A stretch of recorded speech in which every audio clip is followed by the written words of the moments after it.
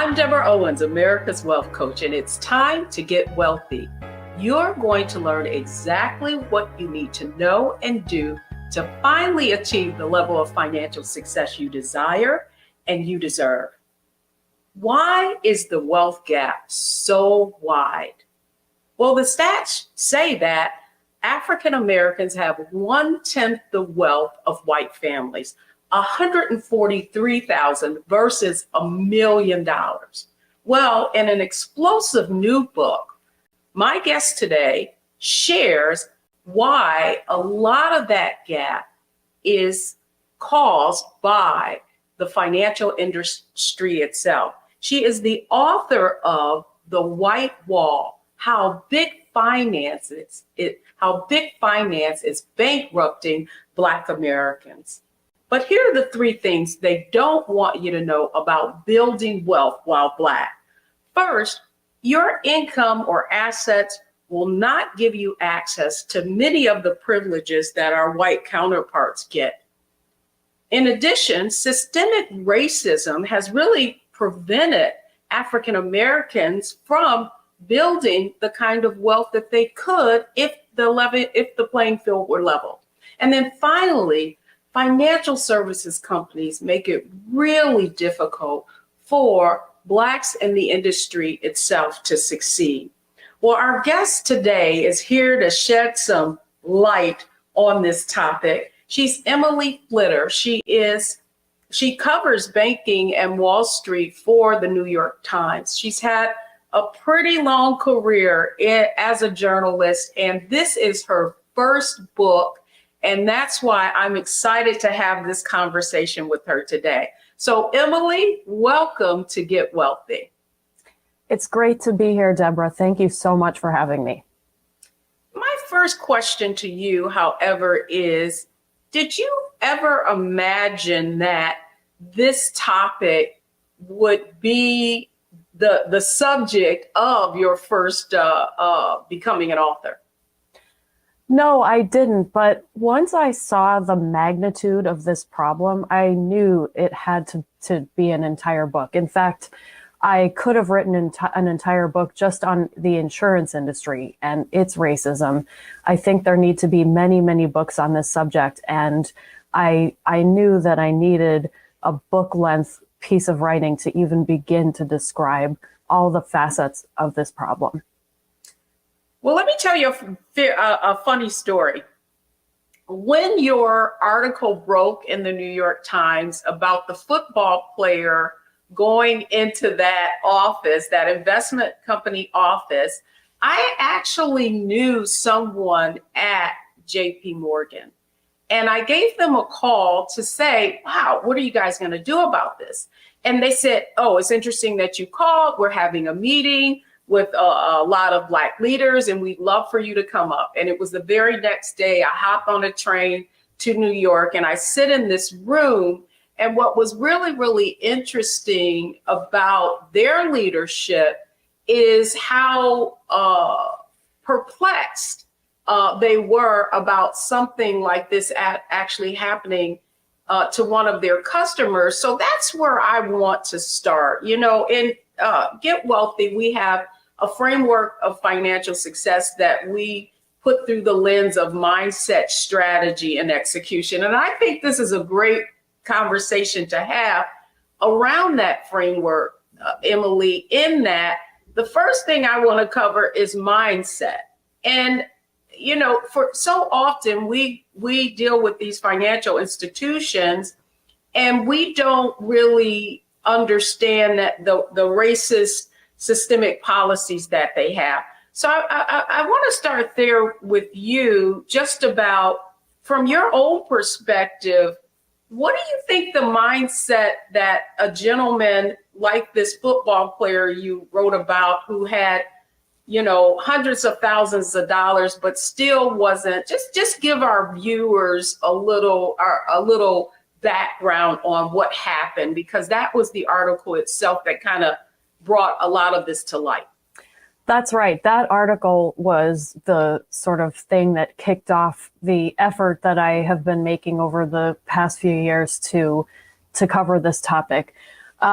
the story is about a Black NFL player, a retired NFL player, who went to a JP Morgan Chase branch in Phoenix and wanted to deposit his money and get the perks of that JP Morgan Chase offers wealthy bank customers. So if you have $250,000 in a JP Morgan Chase account, you can have all of these extra little things like tickets to events and discounts on museum access and travel discounts and even discounted loan rates.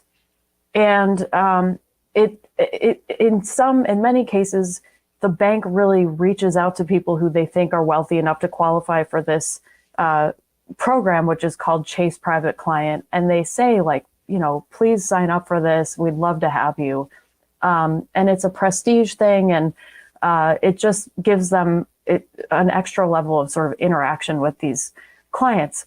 So Jimmy Kennedy is the NFL player who has certainly earned enough money during his time in the NFL to qualify for this program. When I interviewed him, he said he had in various bank accounts about $900,000. And whenever he would visit his mother in Los Angeles, he would go to the bank with her, and the tellers all knew who he was, and they would say, "Oh, you have to come over to Chase and be a Chase Private Client." But he didn't live in LA; he lived in Phoenix, and so he finally decided, "Okay, I'm going to go to Chase. I'm going to move my money from the other banks and put it in Chase and become a private client." So he goes there, he moves his money, and for some reason, they won't make him a private client. And he's like waiting, and he's got this investment advisor who he actually really likes. And then that person, who's actually another main character in this story, gets fired after complaining about racial discrimination. So now Jimmy is alone. He doesn't really have an advocate at Chase. The managers are white. He's assigned another investment advisor who is Black. And he keeps saying, "Why am I not getting the benefits that I signed up for?" And the new investment advisor says, "It's because they're afraid of you, because you're a big Black man and they don't want to deal with you." And this was an explosive story. I mean, that's really the tip of the iceberg. There was a lot more going on at this Chase branch. Emily, that's insane that here you are, you're like asking them to take my money. That's what I find so insane about just the treatment that this NFL player, he did know what he qualified for, and yet the new account executive, could he explain? His explanation was he wasn't getting these benefits because they were afraid of him? Yes. So, and we know this because Jimmy, the NFL player, actually recorded these conversations. And I just want to make one little interjection, and that will show you how insane this is. After this story came out and people read about the difficulty that Jimmy had trying to get Chase Private Client status, I heard from so many people, all of whom were white, who said that Chase had actually said, "Look, we don't even care if you don't have all $250,000 in cash. Like, it's really, like, we can just, put some other assets together on paper, and, you should apply for this anyway." So, I mean, they are trying to hand this status out to certain people. But for Jimmy, it's like his money wasn't good enough. So, anyway, he knew something was wrong. So he started recording his conversations with his investment advisor, whose name was Charles. And Charles was also Black. And in one of the recordings, Jimmy says, "Why am I not getting private client status?" And Charles says, "Look, as a Black man, I can talk to you like this. And we're in Phoenix, Arizona. They don't see a lot of people who look like you and me. And you're also enormous. you were in the NFL, and they're just afraid that if they tell you that there's been this little kind of hiccup in processing your paperwork, that they don't know what you're going to do, and they're afraid. And Jimmy said, well, so do you think it's racism? And Charles replied, well, I don't think that they're blatantly racist, but I think everybody, in their position sort of has a little bit of that inside them. And that's interesting. And goes. Interesting in that, here's why your initial story intrigued me is because, certainly I come out of that industry. I mean, I actually was responsible for managing advisors, hiring advisors. Now, this is more than 2 decades ago. And to think that this still is prevalent, prior to starting Wealthy You, I had no idea that so much of this was going on. Certainly, when I went into a lot of financial services institutions, after I left the industry, many of those companies became clients, and I would do seminars and workshops for them. And I would go into these, companies and say, why is there a lack of diversity? Why aren't, here it is 2 decades later, and there's still very few Blacks, people of color, even women in the industry as well. And so what I discovered, though, after starting Wealthy You and really educating people about how they could, how they need to look at their finances. In one case, I actually went to a company with someone, and she was about to deposit $35,000, and they basically just threw her an application and said, here, pick what you want. And I was like, well, aren't you going to sit down with this person and kind of go over what their goals and objectives are and give them some insight into what would be an appropriate investment? She says, oh, you have to have an appointment for that. And I was like, oh, well, how do we get an appointment? She says, oh, well, you'll have to call. And so what is happening? And so then I see your story and I'm like, man, this is like standard operating procedure. And so, Emily, the next question I have for you, just about, how you discovered this, based on what you've learned, what do you think African Americans need to be aware of when they're dealing with these financial institutions to ensure that they're getting the kind of access to privileges that they should be? Well, that's a really tough question to answer, because it is a fundamentally unfair setup, and it's not the fault of any of the would-be customers who aren't getting this treatment. So just like in the example that you gave, where you accompanied someone who wanted to open an investment account and when she went to open the account, she just wasn't offered the level of service and the level of advice that other people were getting who were not Black. It's like, what do you do when you're faced with that? And there is really no good answer. I think the best answer is there is a network of service providers out there who are Black, who have experienced these abuses and know that they are out there. And Deborah, you say you came from the industry.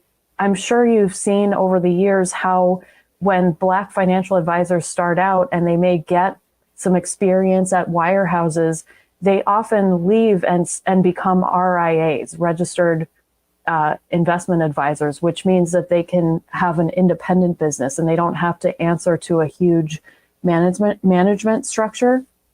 That happens a lot because it's just so hard to succeed at these big companies. But when a lot of the RIAs start their own businesses, they actually start with the goal to make things easier for Black customers.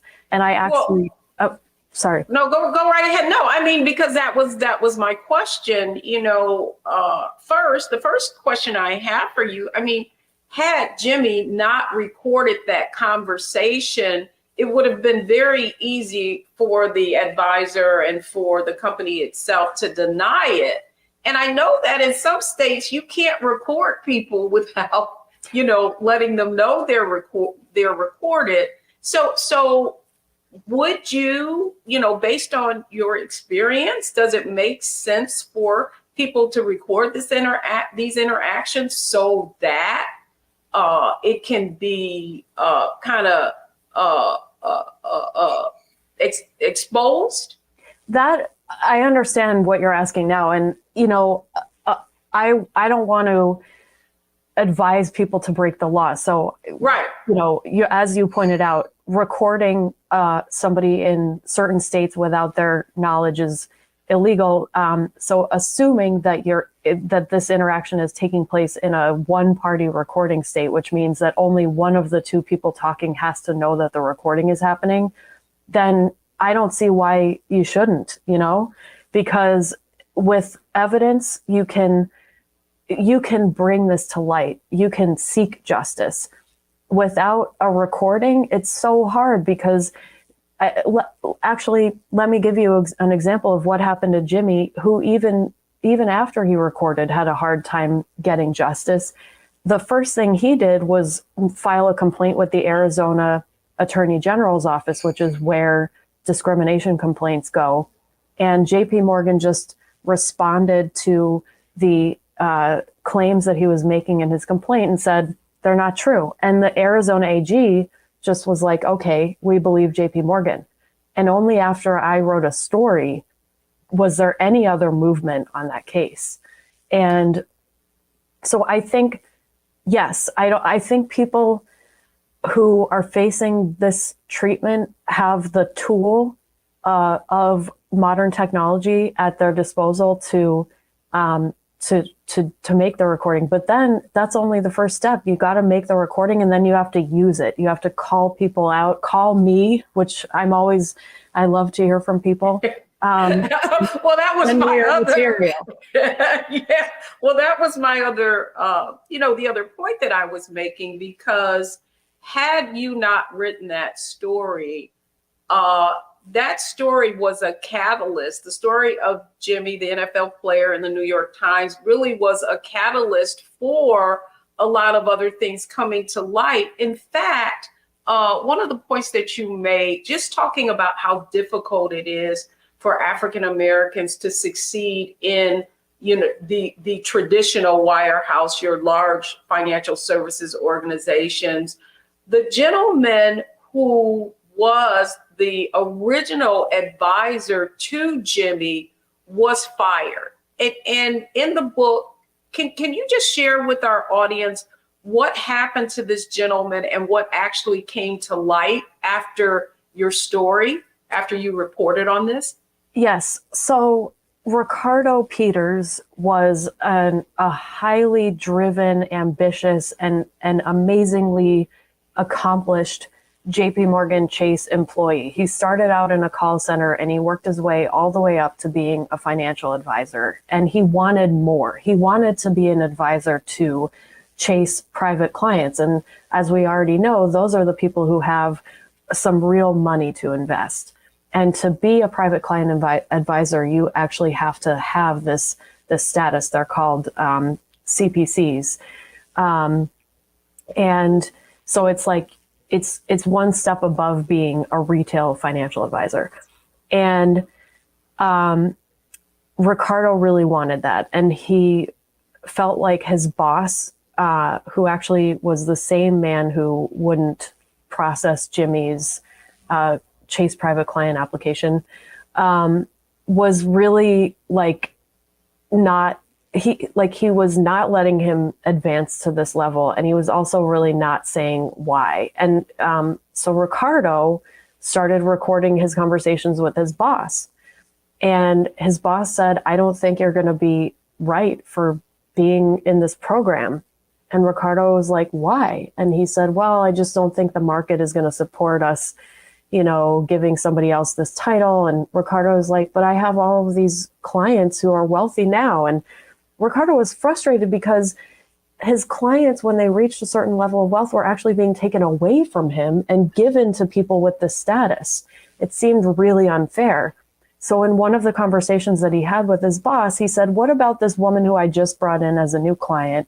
He mentioned her name, and her background was that she was Black. She had had a son who had died in a tragic way that required the city or municipality where her son died to give her a settlement that was worth about $400,000. So plenty of money to qualify as a Chase private client. And Ricardo pointed this out, and his boss said, well, you know, she's from Section 8 and she didn't earn it, and she didn't, you're not investing, he said, you're not investing a dime for this lady because this isn't money she earned and she doesn't respect it. And that is insane, Emily. Come on. Insane. This gentleman has no compassion and no empathy, and his point of view and perspective is that because this was some kind of windfall, that she wouldn't, she'd be a spendthrift and she wouldn't invest the money, or was that his train of thought? It was. That's how he said it. He was like, you know, I've seen it before. For in 12 to 24 months, this money's going to be gone. You're not investing a dime for her.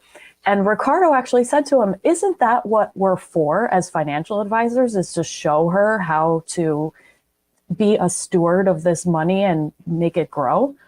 And well, you know what, Emily, as I read that, you know, I thought about just the gymnastics that Ricardo had to do in order to navigate his way in this world, right? Even proving himself and everything, that meeting the requirements of being this private client advisor, and yet still not being given the opportunity that these biases and this, you know, these racist basically perspectives of the people who are in leadership and are responsible for you being able to go to the next level, trying to be respectful, but at the same time, you know, my heart just went out to him just about how he felt, and even having that conversation with his direct manager. So when we come back, the next thing I want to talk about is strategy, right? Like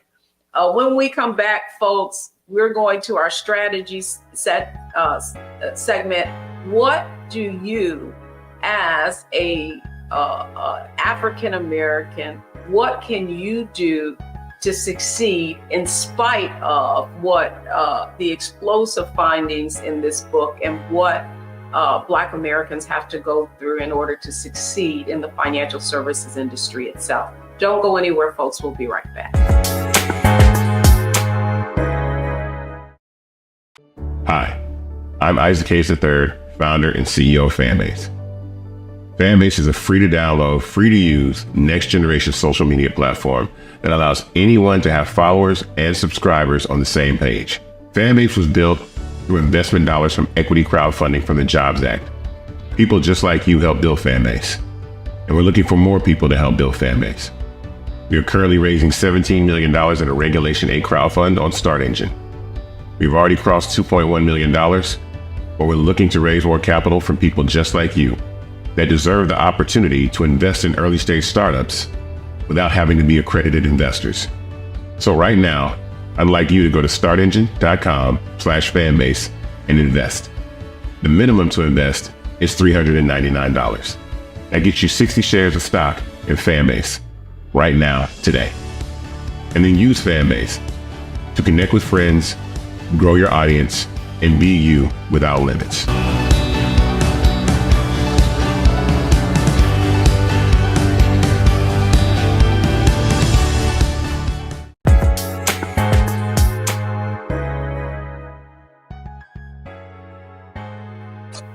Welcome back, everyone. I'm Deborah Owens. This is Get Wealthy, and we're talking about the difficulty of being able to acquire wealth for Black Americans. Joining me today is Emily Flitter. She is the author of The White wall, how big finance is bankrupting African Americans.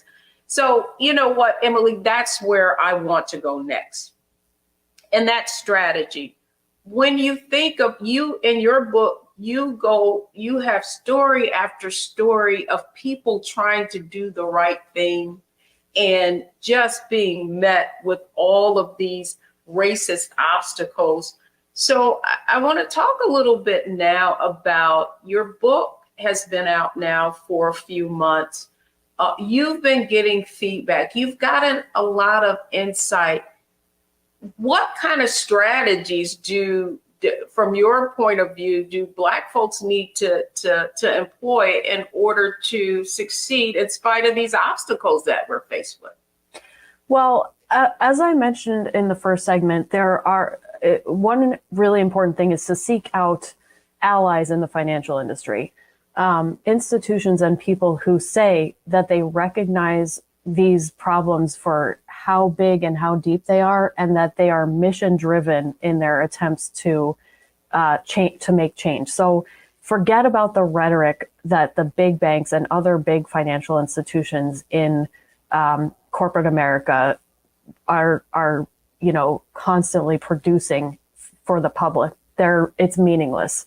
All of the, we value diversity, we have no tolerance for racism. It's meaningless. You need to find institutions who say, we are here, we exist to serve Black customers. We exist to counteract racism in the wider financial industry. And those institutions are out there. In my book, I write about a woman actually who was at JP Morgan as a financial advisor and then as a manager. And she has now gone out on her own as a running an investment advisory firm that recruits Black advisors and makes sure that they are nurtured. So that's, if you want to get into the industry, that kind of setup is a really good setup. But beyond that, Deborah, I really think that, first of all, there's an entire component of this that really it should not be the responsibility of Black employees or customers. White managers and the people with the power need to change, and that's not on African Americans. They are victims of this treatment, and it's not. You're absolutely right. I just wondered, someone like you, did you in your wildest dream even you get this story, at first you don't, in the book you talk about whether or not this was really a story that you could pursue, and then you through your research found a woman who's been fighting the systemic aspect of this of the financial services industry itself, and it's the racism being systemic within it. Did you ever in your wildest dream, as you interviewed these people, think that this was actually going on? Well, at first I behaved as a journalist is trained to behave, which is that you are presented with a set of facts. You have to listen to everybody's angle and, synthesize things, and figure out what the real story is. And what I realized and why I wrote the book is that when you get presented with a set of facts in any individual situation where someone is saying, I'm the victim of discrimination, I am being mistreated because of the color of my skin, there is a huge context. If you don't have the context, you're like looking at it a lot of times like, oh, it's he said, she said, and what can be proved. But the context is that this whole system is racist. And if you lose that, you're just not doing individuals who are victims of this abuse justice. So when you say, did I ever imagine? I mean, I do journalism in order to bring abuses to light. That's what I think is really important about journalism, is that it's sometimes really the last stand that you can take is telling your story publicly. It makes people able to internalize your experience, sympathize, and then it gives them energy to make a change. And what we need right now is for the whole system and its leaders to understand how shameful this is and to make a drastic change. Well, the other question I have for you, though, really is that, yes, it's not, it, what this led to you to find was that it's not just in the investment side of the financial services industry, that it's a thread that weaves itself throughout every aspect of the industry. You brought up insurance, which I also have been employed by one of the largest firms in the property and casualty area. I think what's important is for you to tie how these discriminatory practices really are impacting the wealth gap. Great question. And actually that's kind of the source of the title of my book, it being a wall. And like all of these different components of the industry are like bricks in the wall. So if you look at the insurance industry, I wrote about how if you have an insurance policy, let's say you have homeowners insurance, something goes wrong, like your roof starts leaking, like a tree falls on it, whatever. The way insurance is supposed to work is that the insurer is supposed to pay to fix your roof. You've been paying into the policy. Now it's their turn to give you back some money so you can make this repair. That's how you preserve the value of your home. That's how you preserve your own finances when something big and unexpected and expensive happens. But insurers won't pay claims made by Black claimants with the same ease as white claimants. And actually, there's a new study, it's not in my book because it just came out, that actually compared the claims process for white claimants and Black claimants for State Farm. And what is the effect of this? Well, it just means that if you're Black and you have a house and something bad happens and you can't get the same payout with the same speed and ease, you're losing money. And how are you supposed to build wealth? How are you supposed to build momentum in building wealth when everything is harder? Yeah, I mean, it's like it's a black tax, right? So let's take insurance, for example. One of the things I found fascinated when I won't say fascinated, it kind of ticked me off, right? Is to be poor is expensive, is more expensive, right? So what many people don't know is part of your premium is based on your credit score, which makes absolutely no sense to me because in most cases, there is an actual asset that you're insuring. So why would it make sense to penalize people who are on the margins, who typically, if you have a low credit score, it is difficulty paying your bills, but it costs you more. If you look at living in urban areas, right, the cost of insurance costs so much more than if you were to just move 2 blocks away. And so basically what is happening is that it costs more for you to live, therefore, just to take care of your basic needs. So therefore, you have less discretionary income left over so that you can put towards saving and investing. And the other question that I have for you is, was there something that you discovered that you had no idea was people were really being impacted by? Wow, what a great question. The insurance thing was a really interesting discovery. I also was just really shocked when I took a close look at the racial equity pledges that the banks made in 2020. Specifically, I looked at JP Morgan's, which was the biggest, $30 billion they said would go toward their own efforts to close the racial wealth gap. And when you look at what it really is, it's money that JP Morgan is now categorizing as helping close the racial wealth gap, but they're really just doing business. They're making mortgage loans. They're making loans to developers that are going to low income housing, or at least the developers get the low income housing tax credit. We don't really know what the results of any of these things are.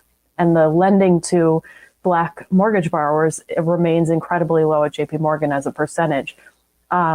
So I think it's really easy to get snowed by these huge financial firms' public statements. And I would emphasize that so much of it is just such hot air. It is so meaningless.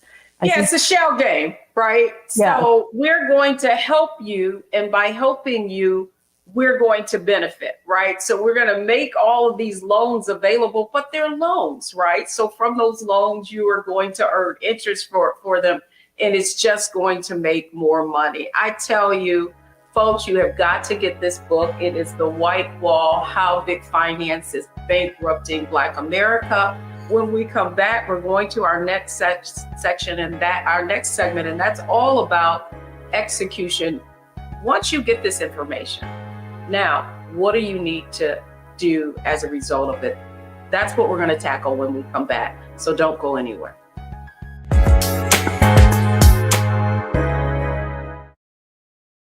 What's up, y'all? Look, Fanbase is more than a platform. It's a movement to empower creators, offering a unique opportunity for everyday people to invest in Black-owned tech, infrastructure, and help shape the future of social media. Investing in technology is essential for creating long-term wealth and influence in the digital age. The Black community must not only consume tech, we must own it. Discover how equity crowdfunding can serve as a powerful tool for funding Black businesses, allowing entrepreneurs to raise capital directly through their community through the Jobs Act.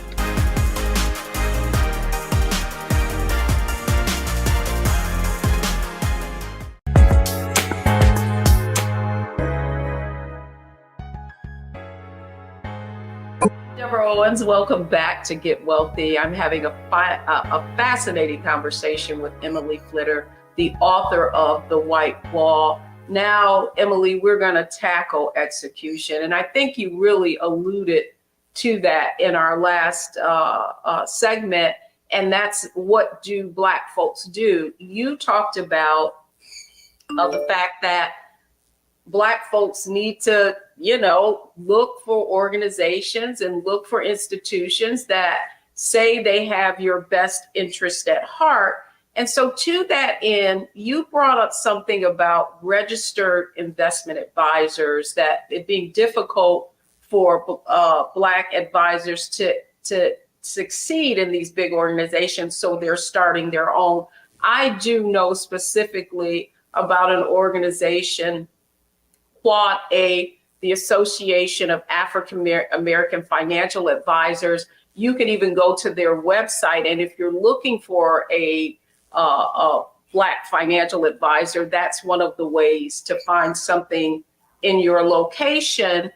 Any other insights or organizations that you found in your reporting that could also be helpful in assisting our audience in, finding people that value their what they do and what they're trying to accomplish? Quad A is a great suggestion. They're in my book. And I've met so many amazing people through Quad A. And so that's just one part of the financial industry, though. There are Black-owned banks.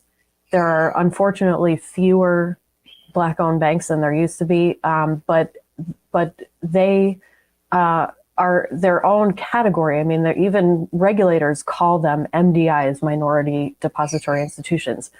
That doesn't mean that they're not going to act like banks. And it's sort of problematic relationships that people can get into with any bank. But if you look up the list of MDIs, minority depository institutions, you're going to be looking at a list of banks that are run by people who understand that there is a very special set of difficulties that customers Black customers can face at a larger financial institution. If you're moving beyond retail, like for instance, if you want to succeed on Wall Street, I interviewed people who were successful on Wall Street and people who were so frustrated and so mistreated that they left. And they, nobody offered advice that didn't have a very sort of grim implication. It's in my book, I talk about how hard it is to get any success or justice if you actually complain about being discriminated against. I'm not in a position to give advice, but what I can say is that HR is really designed to protect companies and not the people who are actually victims of abuse. So that's something to keep in mind. Thanks for those tips, Emily. The Quad A and those kind of organizations, Black Banks, the other organization that you mentioned, we're going to make sure that we post those links so that when people are looking for organizations that are aligned to their specific needs and value them, there's somewhere to go. So when we come back, we're going to go through what is our lightning round: analyze, optimize, and maximize, based on all the information that Emily's shared with us. So don't go anywhere, folks. We'll be right back.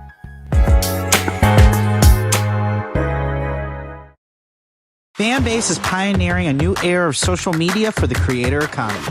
This next generation social media app with over 600,000 users is raising $17 million, and now is your chance to invest. For details on how to invest, visit startengine.com/fanbase or scan the QR code. Another way we're giving you the freedom to be you without limits. When you talk about blackness and what happens in Black culture, covering these things that matter to us, speaking to our issues and concerns. This is a genuine people-powered movement. There's a lot of stuff that we're not getting. You get it, and you spread the word. We wish to plead our own cause. Too long have others spoken for us. We cannot tell our own story if we can't pay for it. This is about covering us. Invest in Black-owned media. Your dollars matter. We don't have to keep asking them to cover our stuff. So please support us in what we do, folks. We want to hit 2,000 people, $50 this month, raise $100,000. We're behind 100,000, so we want to hit that. Y'all money makes this possible. Checks and money orders go to P.O. Box 57196, Washington, D.C. 20037-0196. PayPal is R Martin Unfiltered. Venmo is RM Unfiltered. Zelle is Roland at RolandSMartin.com.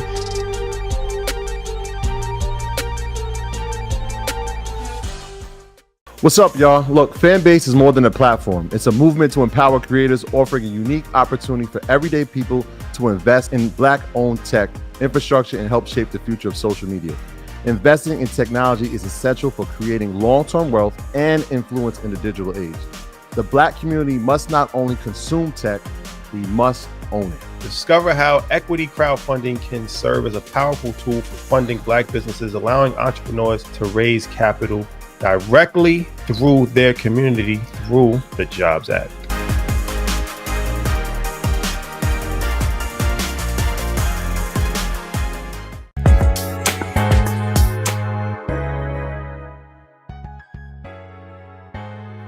I'm Deborah Owens. You've been watching Get Wealthy, and this has been a very enlightening and opening conversation about just the systemic racism that is banked into financial services itself and how difficult it can be in order for Black Americans to build wealth.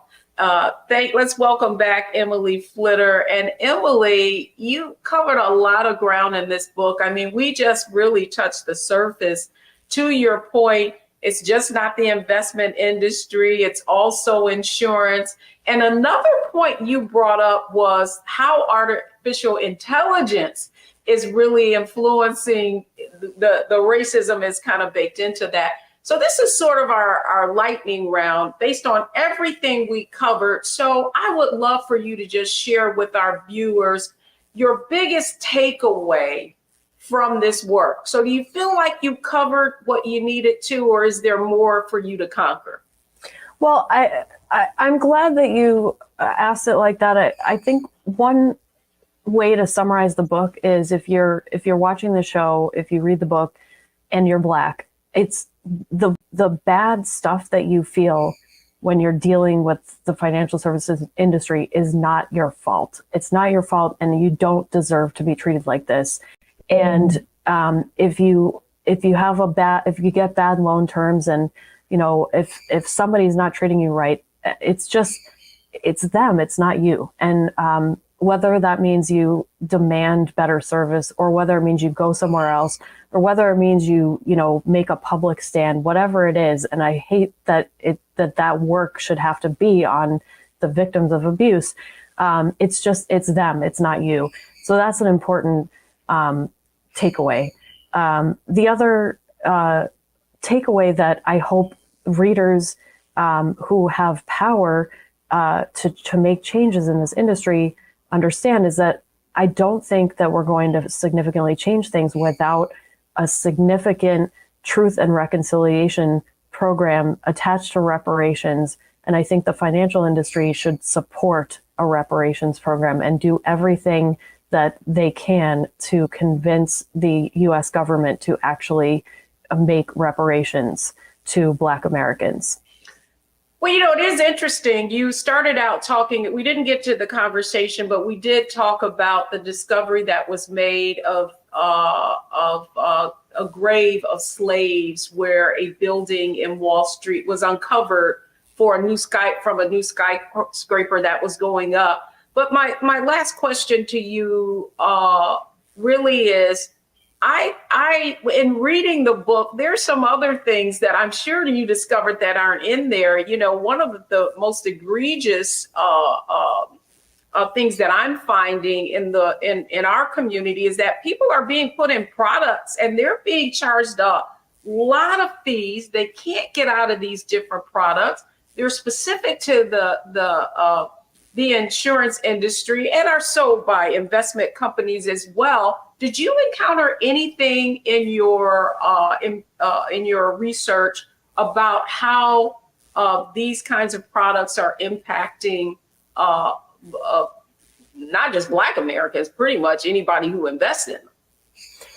Well, I actually, if you're talking about exploitive, predatory investment products, I have been writing about those for years. I mean, there are all kinds of scammy private placements and low-end REITs that financial advisors put their customers in, that they get them to sign off on things without really understanding what they're doing. This is a big problem.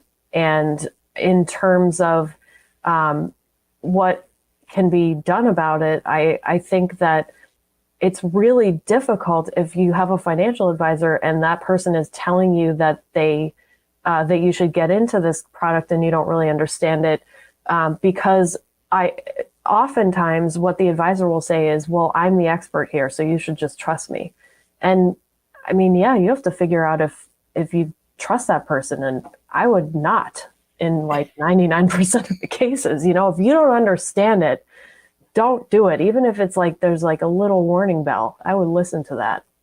That's exactly right. And that's exactly, Emily, why we launched Wealthy You and why Get Wealthy is on Black Star Network. I just want to thank you for coming on Get Wealthy. And I hope your book is a great success, because not only do Black Americans need to read it, I think all Americans need to read it so that they can really understand how pervasive racism is and how it influences and impacts every area of our lives.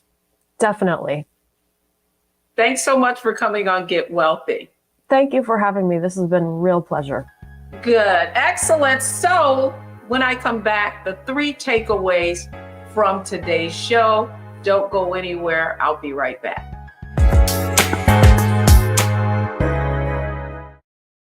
Hi, I'm Isaac Hayes III, founder and CEO of Fanbase. Fanbase is a free to download, free to use, next generation social media platform that allows anyone to have followers and subscribers on the same page. Fanbase was built through investment dollars from equity crowdfunding from the Jobs Act. People just like you helped build Fanbase, and we're looking for more people to help build Fanbase. We are currently raising $17 million in a Regulation A crowdfund on StartEngine. We've already crossed $2.1 million, but we're looking to raise more capital from people just like you that deserve the opportunity to invest in early stage startups without having to be accredited investors. So right now, I'd like you to go to startengine.com/fanbase and invest. The minimum to invest is $399. That gets you 60 shares of stock in Fanbase right now, today. And then use Fanbase to connect with friends, grow your audience, and be you without limits.